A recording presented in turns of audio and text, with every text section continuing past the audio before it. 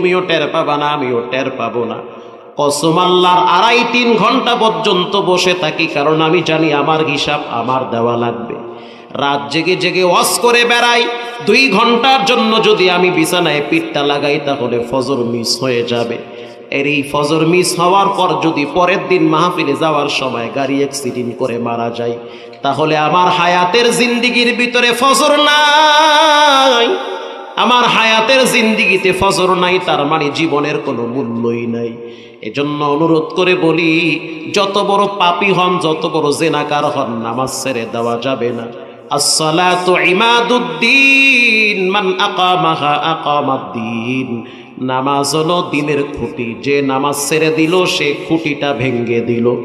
অনুরোধ করে বলি, বিনয়ের সহিত বলি, পায়ে হাত দিয়ে বলি, রে যুবক, জীবনে কোনোদিন নামাজ ছেড়ে দেওয়া যাবে না।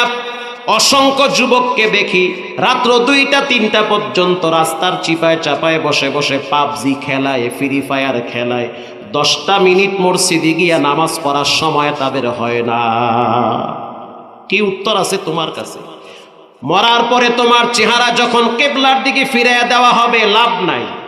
ওই চেহারা কেবলায় ফিরায় কি লাভ? মরার আগেই তো চেহারা কেবলায় নাও নাই। কথা কন না কা?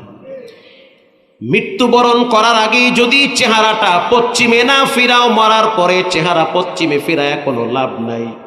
তো কিয়ামতের ময়দানে আল্লাহ পাক বলেন, জান্নাতীরা জাহান্নামীদেরকে যখন বলবে, জাহান্নামে কেন আসছো? জাহান্নামীরা বলবে, নামাজ না পড়ার কারণে। এজন্য নামাজ কখনোই ছাড়া যাবে না। পৃথিবী বিখ্যাত একজন জালেমের নাম ছিল কিফিল। আল্লাহর কাছে তওবা করেছিল যায় নামাজের মুসল্লায়। যার চরিত্র ছিল সুন্দরী রূপসী মেয়েদেরকে ডেকে ডেকে টাকার বিনিময়ে জেনায় লিপ্ত হয়ে যেত। ঘটনাক্রমে একদিন 2 বাচ্চার মা কিফিলের দরওয়াজার সামনে দাঁড়ায় বলতে আছে, কিফিল, তোমার তো অনেক টাকা আছে আমি জানি। ঘটনা বর্ণনা করেছেন মুহাম্মদুর রাসূলুল্লাহ সাল্লাল্লাহু আলাইহি ওয়াসাল্লাম। কিছু টাকা যদি ধার দিতা তাহলে আমার পেটটা ভালো করে চলতো, সংসারটাও চলতো। কিফিল বলতে আছে, বিনিময় ছাড়া আমি টাকা দেই না। মেয়ে